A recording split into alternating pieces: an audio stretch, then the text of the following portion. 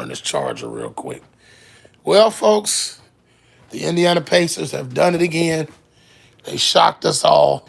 My predictions, I had OKC winning, but I did say that the Indiana Pacers were going to win one of those first two games. So they have stolen home court advantage, and they have once again done what they've done. And I guess the Oklahoma City Thunder didn't get the memo. They didn't get the they didn't take heed to the warning. I guess they didn't pay attention to that in the scouting report that the Indiana Pacers are the most dangerous team in the league when it comes to the last 5-6 minutes of the game. And I mean, it happened the way it happened, And the Oklahoma City Thunder they were playing not to lose. They weren't playing to win and to survive. They were trying to hang in there and just not lose the game, and they lost. Once again, Indiana had been horrible in the first half, started playing a little bit better in the second half, but OKC just put them away. They couldn't get the lead past 12 and 14 points, and it's like Indiana just kept, every time they would get it up to like close to 15, boom, somebody hit a 3-on-1 end of the floor. They would get it to 10, get it down to 9, get it down to 6, and then OKC could get it back up, but towards the end, OKC kept taking bad shots. Now, I don't want to hear nothing about OKC, all this kind of stuff. No, OKC, the Indiana Pacers are just good. It's about time some folks give them guys credit, man. And the truth matter is, man, Tyrese Halliburton is an absolute animal. And Neesmith was good tonight. What's his name? Obi Toppin. He was the man for the night. He was the hero. That's what's amazing about that team. Somebody always steps up each night. You got a different hero. These guys remind me of the Detroit Pistons, the old '04 Pistons, those never say die Pistons where, each team, each round, they were playing against a team that's probably better than them.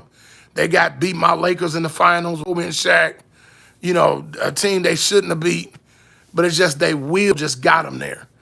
And I'm not saying Indiana can't win. They're definitely not a better basketball team all the way around. But remember in my pregame my pregame analysis, finals analysis, I said I think the coaching is come down to more experience. And Rick Carlisle, as he's been there, he got a championship. This other guy, he's young, he's inexperienced, and he got outsmarted. He got outfoxed. But the biggest story tonight is just the Oklahoma City Thunder was playing not to lose. And I could feel that they were going to, I'm going to be honest, I could feel that they were going to lose that game. I started feeling it around probably about 5 minutes left in the game. I was like, yep, I think the Indiana Pacers going to steal this one. And I called it. I said, they're going to keep it close. Tyrese Halliburton's going to hit. I called it exactly how it was. Tyrese Halliburton's going to hit that. How many times have we seen this? And Oklahoma City Thunder is supposed to be the best team in the league with the MVP, and they still couldn't, you know what I'm saying? Like, you seen these guys do this every round. They've been all throughout the Eastern Conference Championship. And you guys had a chance and you blew it. I'm like, come on, man, use common sense. You can't play to lose, not to lose. They weren't playing to win. Like, what's my man's name? NFL coach. At the time, he was the Bengals coach. He said, you play to win the game. Man, them guys weren't playing to win no game. They was playing not to lose. And it's just, it happens. I mean, it's the typical. I'm going to tell you something. Oklahoma City's in trouble. Big trouble. I'm not saying the series is over, nothing like that. But OKC's in trouble, man. They're going to have to play like they're the better team. They're going to have the Sonics curse lives on. They're just going to have to play like they're going to have to play better. They're just going to have to figure it out. They're going to have to clean up some of the turnovers, even though Indiana's turnovers were terrible. They were god off. But that's just the coaching and the team, and they never say the attitude. With all the turnovers they got, them boys still found a way to win that basketball game. I'm dumbfounded. I'm blown away. But like I said, after about 5 minutes left, I knew I could see this thing turning. Once again, the Indiana Pacers, we got to give them their credit, man. And they're in trouble, man. They're in big trouble, man. I'm trying not to change my pick. I'm riding it. I'm riding the train. Man, Oklahoma City's in big trouble, man. They have to win game two. You lose game two, you go down like Cleveland and New York, and I can see it happening too. Because, those guys are good on the road. This very same thing. That's got to be the different thing they can do that's different from the other two teams. They can't lose game two. 'Cause, I want to say the same thing happened to Cleveland. I think Cleveland lost them first two at home, and New York too. They didn't get the memo. No, they didn't. That's what happened. They didn't realize, man. I guess they didn't think that was going to happen to them. They were moving the hype, man. I kept saying that all day. Stephen A. Smith, man, it's going to be involved in 5 and 6. All this stuff they were saying, man, they have no chance. Keep on saying they ain't got no chance. I've been watching Indiana. I watched the Eastern Conference Championships. I've watched these dudes every round, and they've done this every round. Those heroics, Tyrese Halliburton hitting a 3-point shot, hitting a game-winning shot at buzzer. This has happened for the last 3 rounds. What makes you this gonna be any different? You know what I'm saying? So I'm like, it's just Oklahoma City. You got to play to win. When you got those leads, you got to keep doing what Oklahoma City started shooting. They started settling for 3-point shots.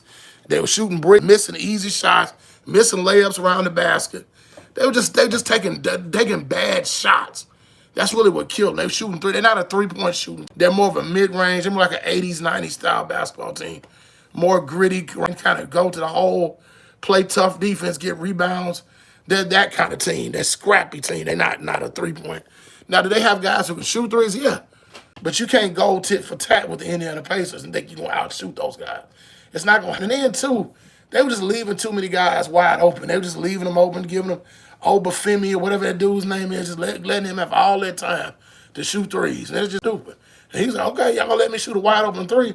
Halliburton was cold tonight, but, he started catching fire right there at the end. That's what he normally does. And sure enough, as soon as I seen him get the ball in his hand, I said, it's over. I said, this dude finna hit a game-winning shot. And that's exactly what happened. So, when you play a team like this, and for some reason, what's the name? Richard Jefferson just kept saying that ad nauseum.